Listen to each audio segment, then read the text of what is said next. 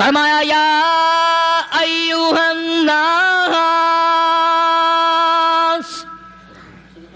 او لوگو، او بادشاہ، او امیرو، گورنرو، وزیرو، سفیرو، ذمہ دارو، تاجرو، یا ایھا الناس،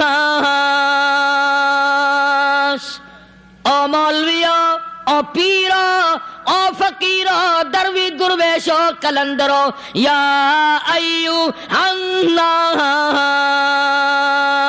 او لوگو، اتقوا ربکم، ڈرو اس پروردگار سے جس کے ایک حکم سے سارا نظام عالم ذرہ ذرہ ہو کر برباد ہو جائے گا۔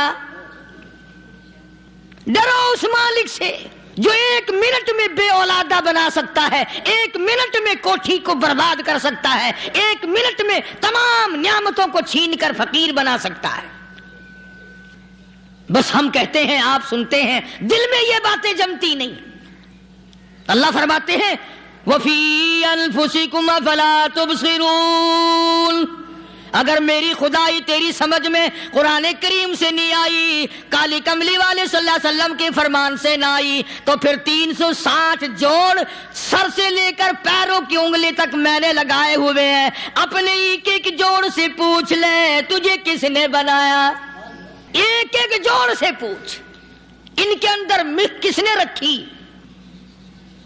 نشے و نما تو دیکھ، تخلیق تو دیکھ آدمی کہ اللہ پاک نے کس طریقے سے بہتر صورت میں بنائی ہے۔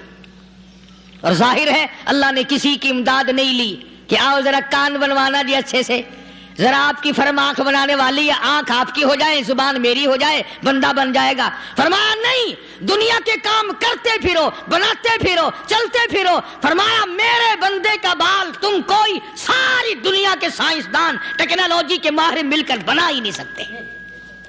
تو فرمایا اتقوا ربکم، ڈرو اس پروردگار سے۔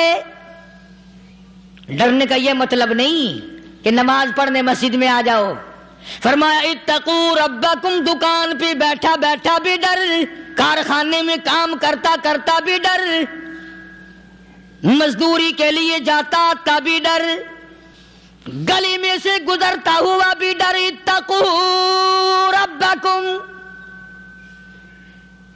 ڈر اس پروردگار سے، مال خریدتا ہوا بھی ڈر، بیچتے وقت بھی ڈر، لوگوں کی بہن بیٹیوں کے پاس سے گزرتا ہوا بھی ڈر۔ اتقوا ربکم، ڈر اس پروردگار سے جس سے چھپنے کا تیرا سوال ہی پیدا نہیں ہوتا۔